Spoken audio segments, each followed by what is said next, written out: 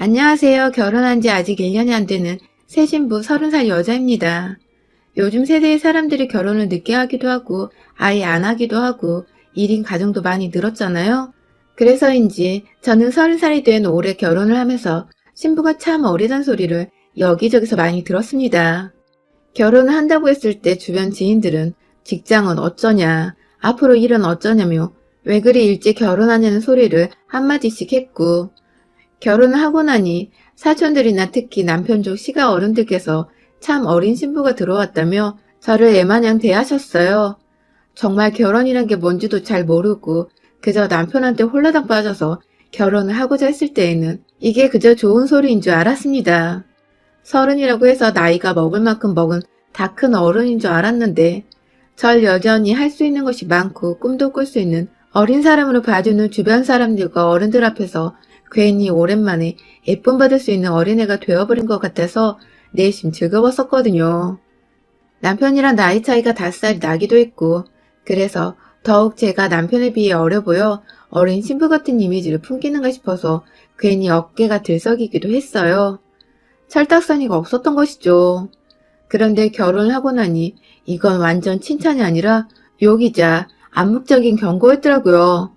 어리니까 철없이 보이고 어리니까 막대하고 막 부려도 되는 연약한 존재일 것이란 사람들의 시선에서 비롯된 말이었던 것입니다. 저는 이걸 결혼을 하자마자 바로 눈치채 버렸어요. 결혼 전에는 전혀 생각지도 못했었는데 말입니다. 저를 마냥 예뻐 죽겠는 막내딸처럼 대해주시던 시어머님은 결혼 전부터 저를 아가라고 불러주시며 참 다정하게 챙겨주셨어요. 제가 그닥 살가운 성격이 아니었던지라 다른 여자들처럼 살랑살랑 애교를 부리며 다가가 드리진 못했었지만 나름 갖춰야 할 예의를 다 갖추며 남편을 생각해서라도 진심으로 대해드리려고 노력을 했죠. 저한테는 한없이 어린아이라 딸 하나가 진짜 생겨버린 것 같다며 자기 집으로 얼른 호접해서 새로 들어오란 농담을 건네실 정도로 저를 가족처럼 생각해 주셨고요. 결혼식 올리던 날에도 남편과 함께 손 꼭 잡고서 하객들 인사드리고 있을 때 찾아오셔서는 울먹거리며 제게 우리 집 사람이 된 걸 환영한다고 기쁜 포옹을 해주기도 하셨어요. 그 바람에 제 주변에 있던 저희 부모님이나 친구들까지 모두 세상에서 가장 착하고 좋은 시어머니를 만났다며 보기 좋아했고요. 하지만 정작 결혼을 하고 보니 시어머니를 감싸고 있던 투명한 껍질들이 모조리 벗겨진 것 같았어요. 사람들의 눈치를 살살 보면서 저를 껴안아 주시던 그 시어머니의 모습이 살짝 부담스러웠는데 제 생각이 맞았더라고요. 결혼식 날 그 포옹은 단지 사람들에게 잘 보이고 싶어 했던 시어머니의 쇼였을 뿐이고 실상은 우리가 아는 막장 드라마 속의 시어머니와 다를 것이 없었습니다. 아니 오히려 더 심하셨죠. 남들의 눈치와 시선을 얼마나 신경을 쓰시는지 시어머니께서는 늘 남의 입에 오르락 내리락 하는 것을 반기거나 욕하시며 그에 따라 기분이 좌지우지 되곤 하셨어요.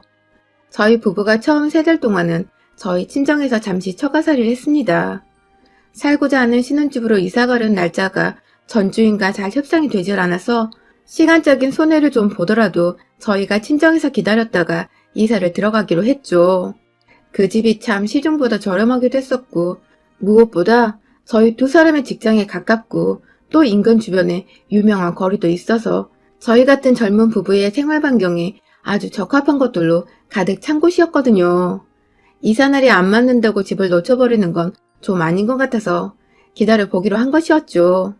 그간 친정엄마가 저희 부부 신경을 써주며 특별히 새 친구와 가구들로 신혼방을 꾸며주셨어요. 그 덕에 저뿐만 아니라 저희 남편도 새 집에서 새롭게 시작하는 기분이 들긴 든다 하면서 무척 흡족해 했었죠. 어차피 하루 종일 바쁘게 밖에서 일하며 시간을 보내다가 저녁이 되어서야 집에 들어오는 거였어서 딱히 저희 부모님을 불편해 하지도 않았고 저한테 남동생이 하나 있는데 연애 때부터 워낙 제 남동생과 함께 농구도 하고 맥주도 마시며 호용호재하던 사이였던지라 집에서 편하게 TV 보고 술 마시며 오히려 더 즐거워했습니다. 저희 엄마가 부담 주기 싫어서 일부러 안방에서 TV를 보고 잘 안 나오려고 하시니 본인이 직접 엄마를 데려 나와서는 함께 야식도 시켜 먹고 비위도 맞춰주며 나름 저희 가족들과 가까이 잘 지내줬어요. 그런데 이게 이런 모습을 잘 모르던 시어머니께는 그저 나쁜 것들만을 상상하게 되는 원인이 되었나 보더라고요. 시어머니는 매일같이 전화를 하셨습니다. 아니, 연애 때도 안 그러던 전화 독촉을 하시면서 제가 집에 뻔히 있는 줄 아시는 시간에 우리 애는 뭐하고 있니? 하면서 남편의 안부를 물어보시더군요. 바로 자기 아들한테 전화를 하시면 될 것을 굳이 저한테 한 달이 걸쳐 전화를 하셔서는 제 안부를 묻는 것도 아니고 본인 아들 안부를 물으며 아들이 설령 그 집에서 저희 엄마한테 구박을 받고 있진 않을까 하는 걱정을 뻔하게 내비치셨어요. 전화를 자꾸 거는 의중이 파악되자 저도 슬슬 짜증이 밀려왔지만 신혼 초부터 어느 미친 며느리가 시어머니와 트러블을 만들고 싶겠나요? 그래서 그냥 아무렇지 않은 척 남편은 잘 있다고, 잘 먹고 잘 싸고 잘 자고 있으니 걱정 붙들어 매시라고 웃으면서 대화를 마무리 지었죠. 자기 아들 잘 있다는 소리만 들으면 본인 할 말 다 끝났다고 전화를 끊는 분이어서 굳이 아양을 떨며 비비를 맞춰드릴 일은 다행히 없었습니다. 엄마 같은 시어머니실 거라 생각해서 좋은 감정들을 쭉 가져오고 있었다가 결혼을 하면서 자꾸만 이런 식의 전화대화만 오고 간 터라 기분이 조금씩 상해가다 결국 저도 시어머니에 대한 환상이 와르르 무너져 내려버렸죠. 여기 사연에 많이 나왔던 말처럼 진짜로 시어머니가 친정 엄마 같은 존재는 될 수 없다는 것을 말이죠. 그렇게 저희 친정에서의 3달 동안 저희 부부는 너무나도 잘 먹고 잘 자며 보냈습니다. 남편은 엄마가 사위진다고 한상 가득 차렸던 저녁밥을 먹다 결국 결혼식 때보다 4kg나 더 쪄버렸고요. 그 바람에 입던 옷이 안 맞는다며 출근할 때 양복 바지를 못 입겠다고 우픈 투정을 부리다가 저희 친정 아버지한테서 양복 한 벌도 얻어 사입었네요. 남편은 정말 저희 부모님께 아들처럼 그리고 제 남동생에겐 형처럼 잘 대해줬고 잘 어울려주는 모습에 저는 남편 보기가 늘 고맙고 또 미안했습니다. 얼른 신혼집으로 들어가서 지금보다 더 편한 환경에서 우리 남편 우쭈쭈 해주며 신혼다운 신혼을 맞이해보겠다고 굳은 다짐도 했죠. 그러다 신혼집이 드디어 입주 준비가 완료되었고 저희는 전 주인이 나가자마자 인테리어에 도배까지 싹 다 하고는 예쁘게 꾸며놓은 집으로 들어갔어요. 이삿날은 저희 부부가 모두 월차를 냈고 친정 부모님께서도 찾아오셔서 마무리 집 청소까지 싹 도와주셨고요.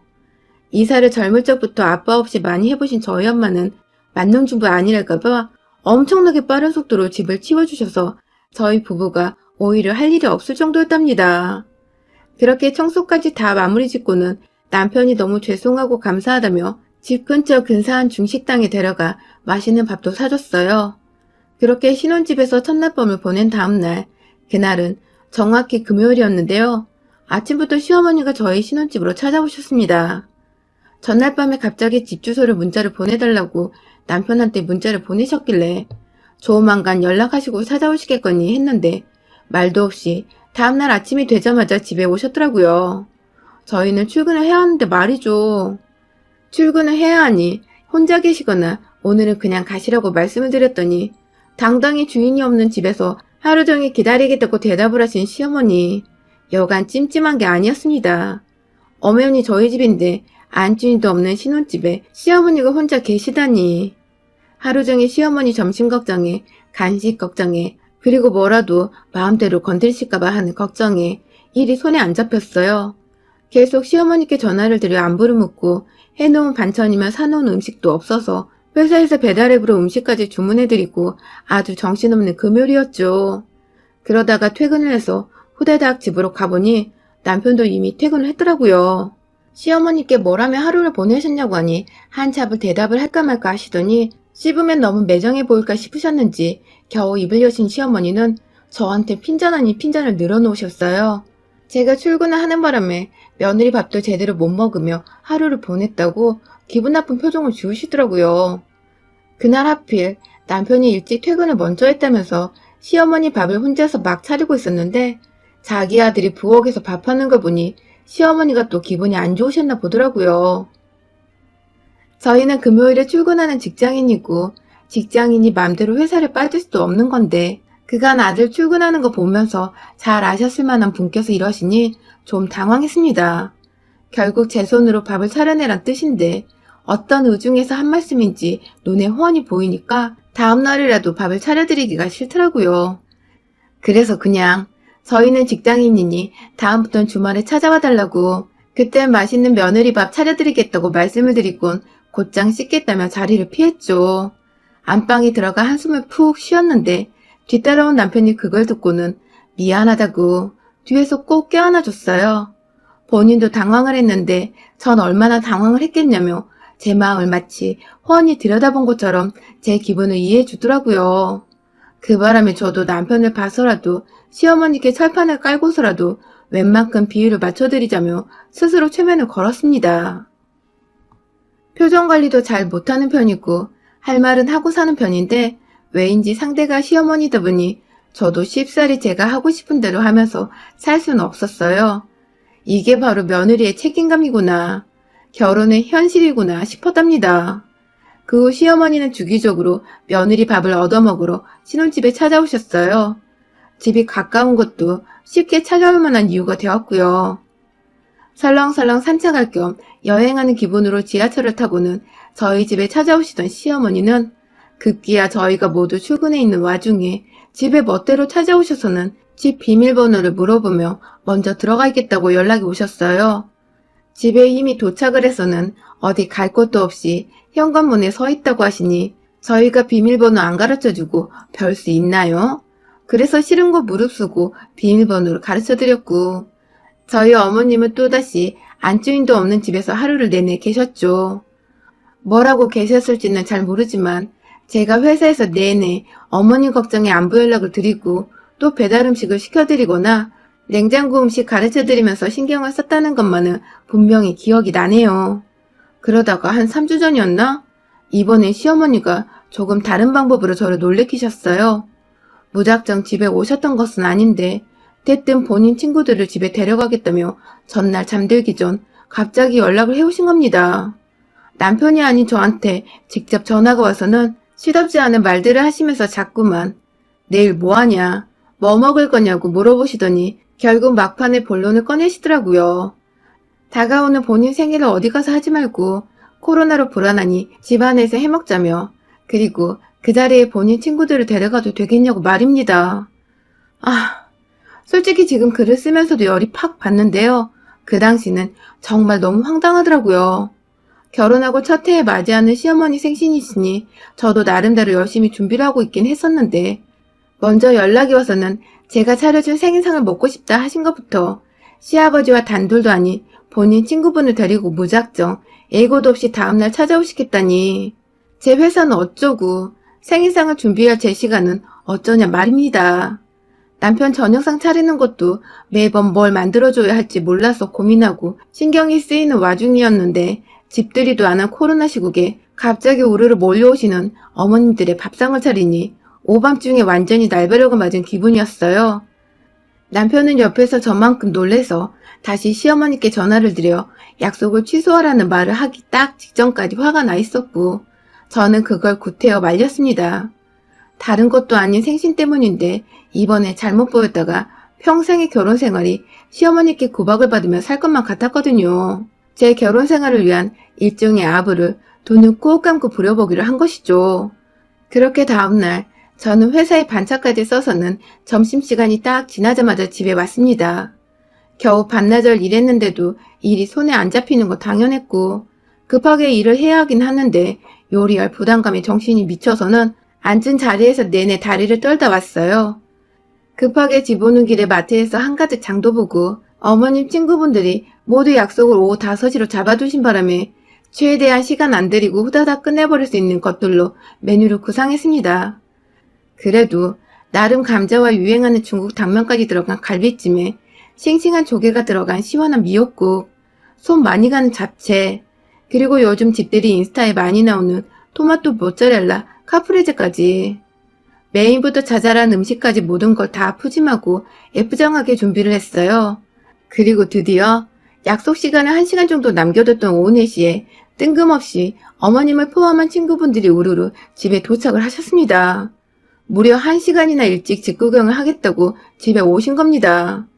살다 며느리 집을 구경한다고 친구들을 우르르 데려오는 시어머니는 정말 처음 봤어요. 한 4-5명이라더니 어머님을 포함해 총 8분의 동네 친구분들이 저희 집에 오셨고, 그분들은 제 허락도 없이 안방을 오고 가며 침실 구경도 하고 침대가 좋나 누워보기도 하시고, 심지어 오는 길에 개똥을 밟아버렸다며 화장실로 신발을 들고 가셔서는 바닥에서 신발창에 묻은 개똥을 닦으신 친구분도 계셨어요. 어느 곳 하나 집중을 할 수도 없을 정도로 총체적 난국인 분위기였습니다. 급하게 식탁 위에 놓아뒀던 음식들을 거실에 펴놓은 상에다가 옮겼어요. 신혼집이라 수저가 그리 많지 않아서 급하게 배달음식 몇 번 시켜 먹다 받은 나무젓가락을 놓았고요. 나름 긴 상에 요리가 아주 꽉 차게 채워 진열을 했습니다. 어머님들도 막 맛있겠다고 고맙다고 칭찬을 해주셨어요. 그런데 저희 어머님은 계속 뚱하게 계시더라고요. 뭐가 내심 마음에 안 드는 눈치였어요. 혹시 생일상인데 생일 케이크가 없어서 그런가 싶어서 자리를 억지로 만들어 케이크까지 딱 올려다 놨는데, 그래도 계속 표정이 뚱해 있으셨죠. 어머님들의 분위기는 대체로 좋은데 전 며느리긴 며느리인지 계속해서 우리 어머님 표정만 보였고, 뭔지 모를 눈치에 안절부절 못하며 앉아 있었는데, 잘 먹고 있다가 중간쯤 어머님이 절 쳐다보지도 않은 채 첫마디를 딱 내뱉으셨어요. 이게 다 풀떼기 아닌 뭐냐고 말입니다. 아니, 가운데에 큼지막한 갈비도 있는데 주변에 고기 안 들어간 요리들이 있다고 이게 다 풀떼기라던 시어머니. 속상하더군요. 잡채 안에도 고기가 들어있었고 미역국에는 소고기보다 비쌌던 조개가 들어있었는데 뭐 일이 극단적인지 고기가 없다시는 우리 어머님. 순간 어이가 없는데 더 웃긴 건 주변의 어머님들의 분위기가 그 순간부터 싹 변해버렸단 겁니다. 마치 어머님과 같이 작당이라도 미리 했었다는 듯이 어머님이 야채밖에 없다는 하소연하니 다른 어머님들도 그 순간 맛있게 먹던 걸 자제하고는 그러고 보니 고기가 가운데 갈비찜밖에 없었네 하면서 저한테 핀잔을 주셨어요. 며느리가 정성을 덜 쏟았다고 말이죠. 그러자 어머님은 기다렸다는 듯이 말씀하셨어요. 그러니까 그래서 내가 지금 밥이 목구멍으로 들어가는지 코로 들어가는지도 모르게 기분이 더럽잖아 하고 말입니다. 순간 제 얼굴이 빨개졌어요. 전날부터 지금까지 내내 잘 보이려고 애쓴 제 노력이 한순간에 개차반이 된 기분이었달까요? 그때 시어머니가 결정타를 날리셨습니다. 글쎄, 카프레제에 있는 토마토를 집어서는 이게 토마토 자르고 치즈 자르고 해서 테트리스를 해놓은 거냐며 음식 갖고 장난쳤다고 옆 친구분들을 보고선 막 자지러지게 비웃더라고요. 그게 뭔 요리인 줄은 아시는 건지 알고서도 이걸 테트리스라고 비꼬셨던 건지. 며느리 노릇하기 정말 힘들더군요. 확 그냥 다 엎어버리고 싶었습니다. 내가 누구한테 잘 보여야 하는지도 모르겠었고 해봤자 결과가 이 모양이니 의욕도 없었죠. 그래서 결국 혼자 일어나서 상차림을 다 치워냈어요. 어머님들이 하나같이 어이없다며 절 째려보고 있는데 뻔뻔하게 철판을 깔고는 음식들을 모조리 끄집어내서 부엌 싱크대로 처박아 버렸습니다. 웅성웅성대며 친구분들이 하나같이 저한테 쫄기 시작했어요. 어머님 따라와서는 집에서 진상짓도 하고 제 길을 죽여보려고 오셨다가 며느리가 예상치 못하게 세게 나와 당황하신 듯 했습니다. 저는 오히려 그런 시선들을 즐기며 보란듯이 시어머니 상차림들을 모조리 싱크대에 버려버렸고 마지막에 생일 케이크를 참아 시어머니 면상에 던지지 못해 부엌으로 들고 가다가 아우씨 하면서 괜히 혼자 성질을 부려보다 바닥에 확 내리꽂았어요.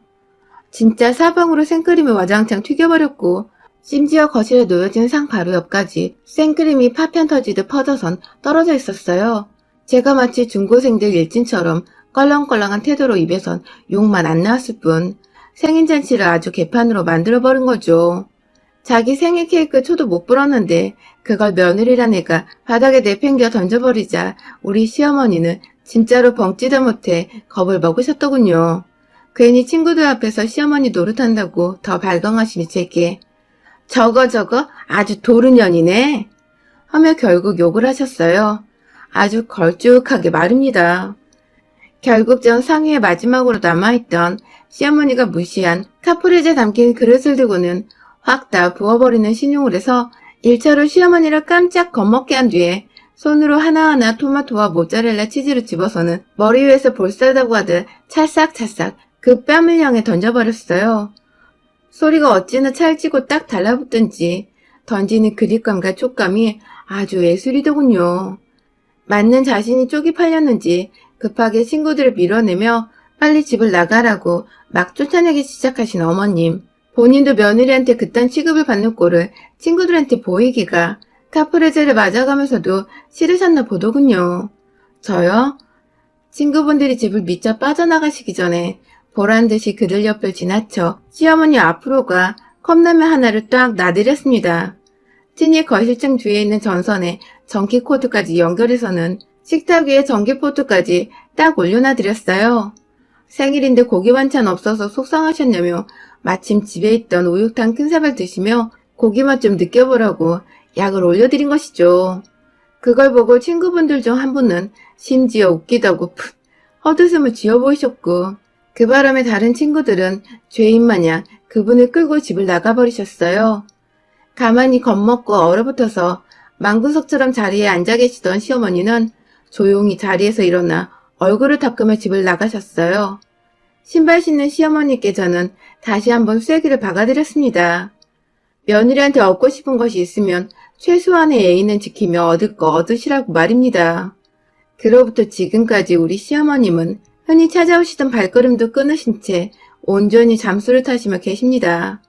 남편한테도 겁먹고 연락을 못하고 계신 건지, 남편은 제가 그날 무슨 소동을 벌였는지 일도 감을 못 잡고 있고, 그 덕에 전 사실 신혼집에서 신혼다운 기분을 다시금 만끽하면서 회사에서도 제 일에 집중만 한 채 잘 지내보고 있는 중이고요.